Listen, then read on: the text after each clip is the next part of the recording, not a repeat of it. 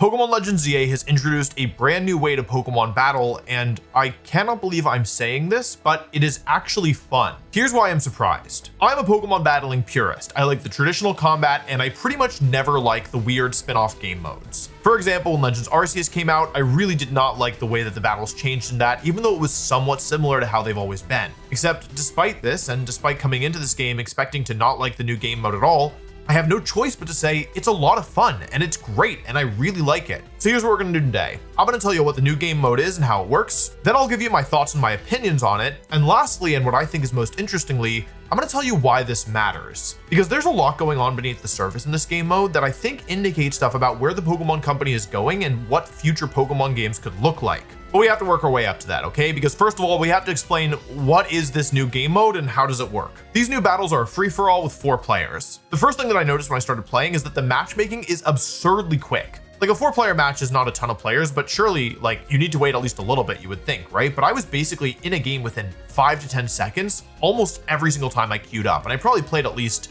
10 games already. The scoring system is pretty simple to understand. You get 1 point every time you knock out one of your opponent's Pokemon. The matches are only 4 minutes, and at the end of the 4 minutes, whoever has the most points, aka whoever knocked out the most Pokemon, wins. Oh boy, there's Emboar. Okay, Talonflame, kill it!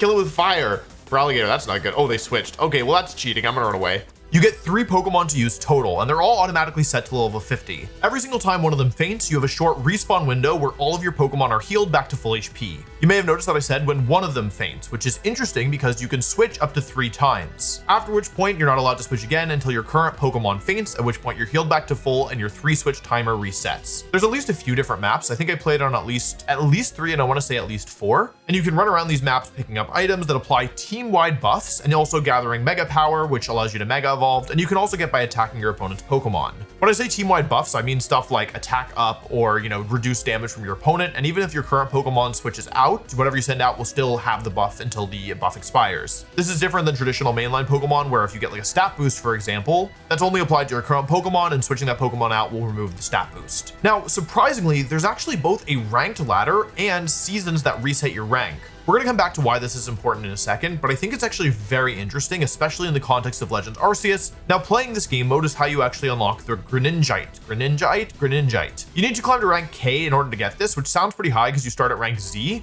but I did this in 30 minutes, and also I haven't even come close to beating the game yet. Like my Pokemon are not that strong. Like my Pokemon are in the 30s at this point. So yeah, it's not something you should worry about. You can get this very, very easily. First to Mega Evolve, first to claim items, there's other bonus points you can get. I'm rank X. I'm rank W for Wolf. I'm no longer rank W. Now I'm rank V for Wolf. Now I'm rank U for Wolf.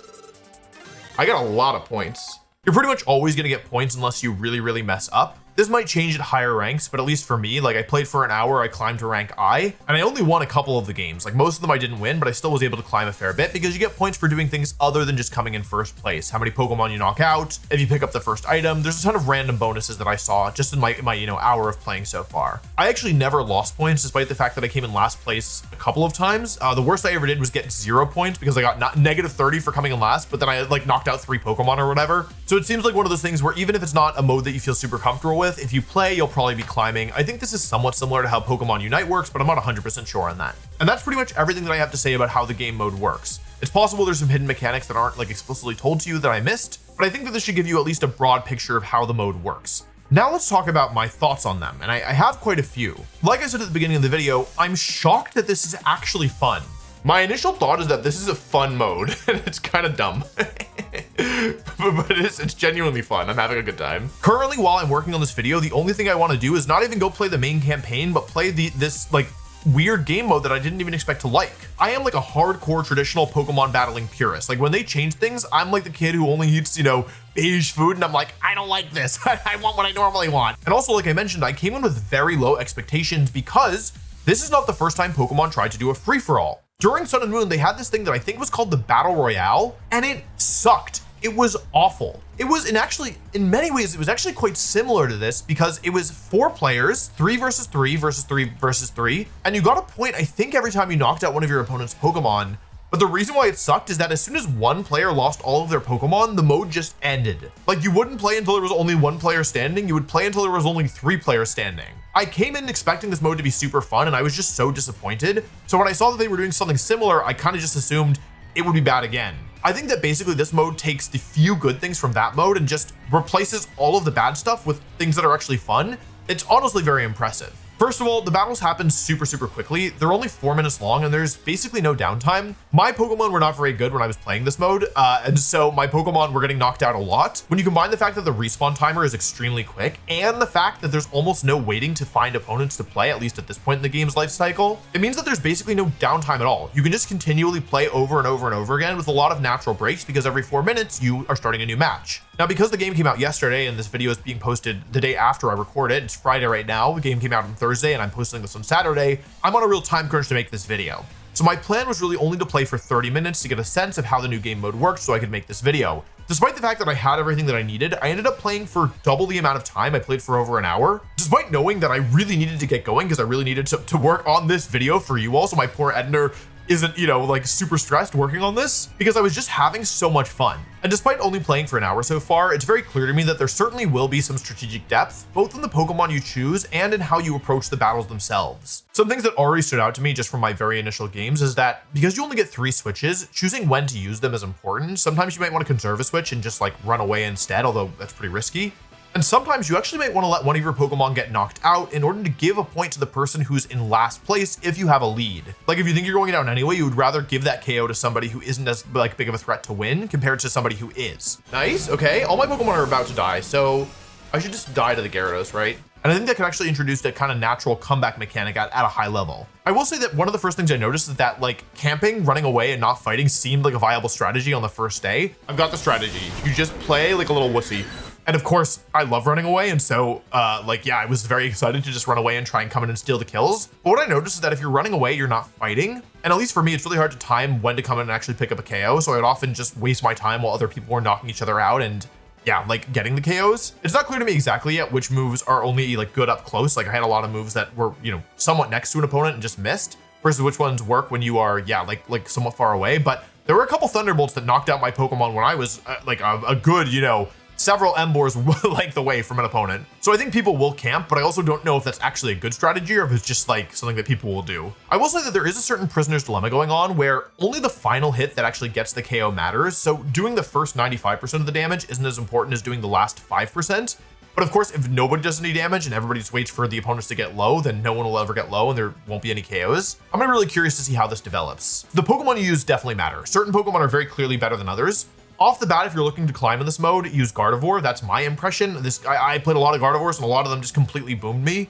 Gardevoir might be the most broken Pokemon in the game is what I'm learning. Moonblast, Thunderbolt, Psychic, my Pokemon were not lasting very long in front of that thing. In general, my guess is that Pokemon that can Mega Evolve are going to be the best in this game mode. They're just strong Pokemon generally, and like, yeah, like it just gives you more options if all 3 of the Pokemon that you're bringing can Mega Evolve. But of course, it's day 1, so I don't really know. That's just my initial impression. Bulk seems pretty important to me. Pokemon that are going to get knocked out easily will struggle. Like I said, I'm not that far into the game, so I didn't have that many powerful Pokemon. I was using Absol, Talonflame, and Meganium. And my Absol kept getting one shot, which was not cool. I think ideally you want a Pokemon that both has some bulk and is a little bulky. I'm gonna guess speed, at least at first glance, seems less important than both survivability and power. Because every Mega Gardevoir Moonblast one-shotting my Absol just meant that I was kind of at a big disadvantage because not only was I giving my opponent points by fainting, but I was also in downtime during that period where I was getting knocked out. You also want to be able to get full value out of your Mega Evolution, and if your Mega goes down quickly, well, you know, that's not really getting full value, is it? So we've talked about what the mode is, and now we've talked about my thoughts on the mode. Overall, very positive.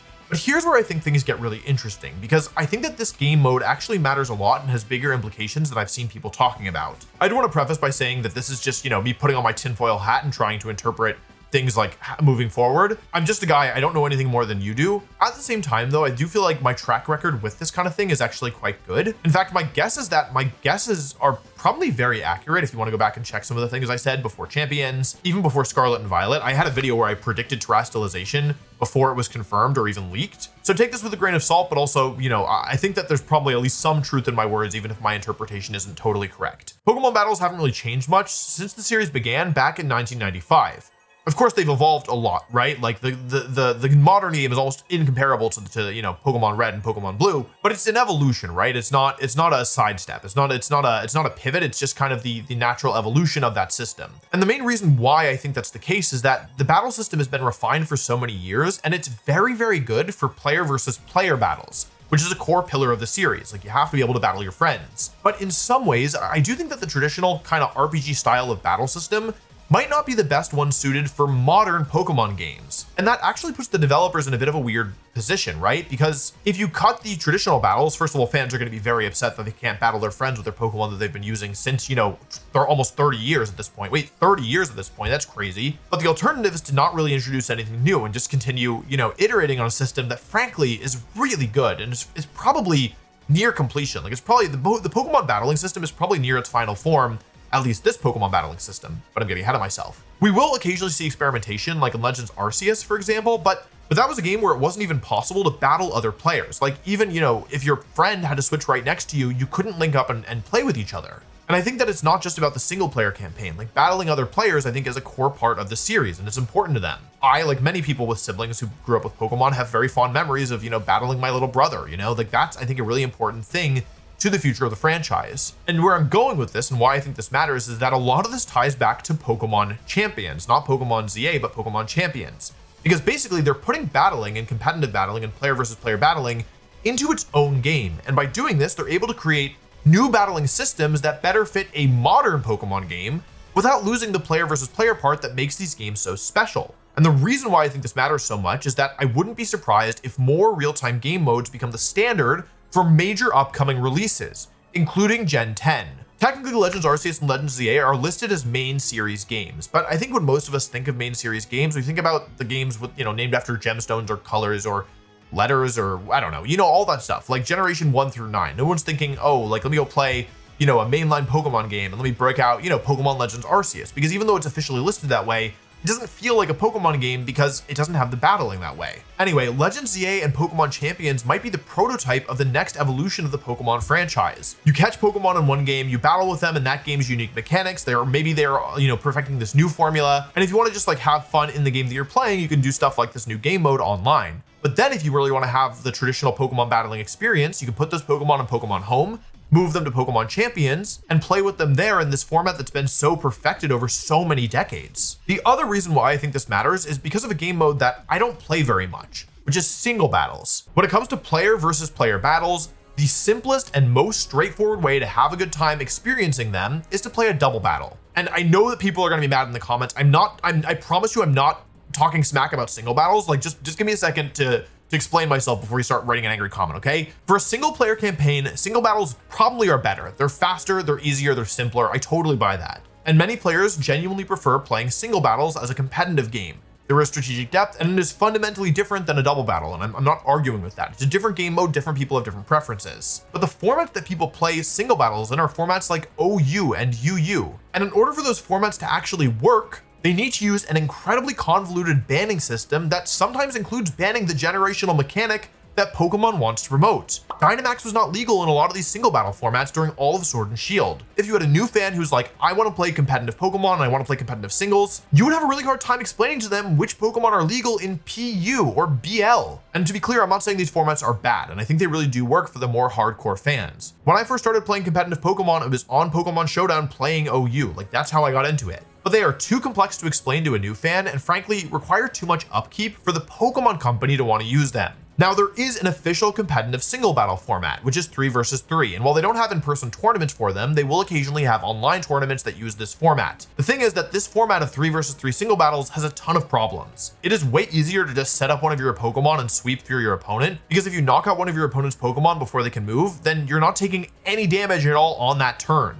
Whereas in double battles, even if you knock out one, you still have to worry about the other. So if you want to just set up your Quiver Dance Volcarona and then Terrastallize to a type your opponent wasn't expecting, you can do that, and you might just win the game off of it. When there's only one Pokemon versus one Pokemon on the field, you just lose a lot of the strategic depth. I'm not saying that as an insult, to be clear. Like, that's just like, there's fewer moves you can make when you only have one Pokemon. That's all I mean. And the reason why I'm talking about single battles so much is because the new game mode in ZA was the first time, maybe ever, that I've had fun playing a 3 versus 3 single battle. And I think that actually in many ways, the deck was kind of stacked against me because I'm not naturally a fan of 3 versus 3 singles, and this doesn't even have the traditional Pokemon mechanics that I love so much. So if anything, I was going in pretty predisposed to not like this mode. And yet, I did. And in many ways, I think that this battle royale format kind of addresses a lot of the problems that 3 versus 3 singles has, while still maintaining enough of an identity that it feels familiar. You still get the experience of controlling only one Pokemon at a time and only having to worry about one of your Pokemon at a time. But just running over one of your opponents isn't enough because there are 2 more players waiting to come in and KO your Pokemon now that you're at low HP. I like double battles more, yes, but I think that single battles are a very important part of the Pokemon experience, and we could be getting an early look at the next step in their evolution. And coming back to something I said earlier, I think that the Pokemon Company might agree, because they've introduced a ranked ladder that gives you rewards for climbing it. And they're strongly encouraging people to climb because that's how you get the reward for Greninjaite, by getting to rank K. If you compare this to Legends Arceus, where you couldn't even play against your friends locally, this is a total 180. And maybe I'm reaching, but I think that means something. Because who knows? Maybe this new game mode could eventually lead to official single battle tournaments for the first time, with prize money put up by the Pokemon Company. At official Pokemon tournaments, there are already 4 different games between Pokemon Unite, Pokemon Go, Pokemon TCG, and Pokemon VGC.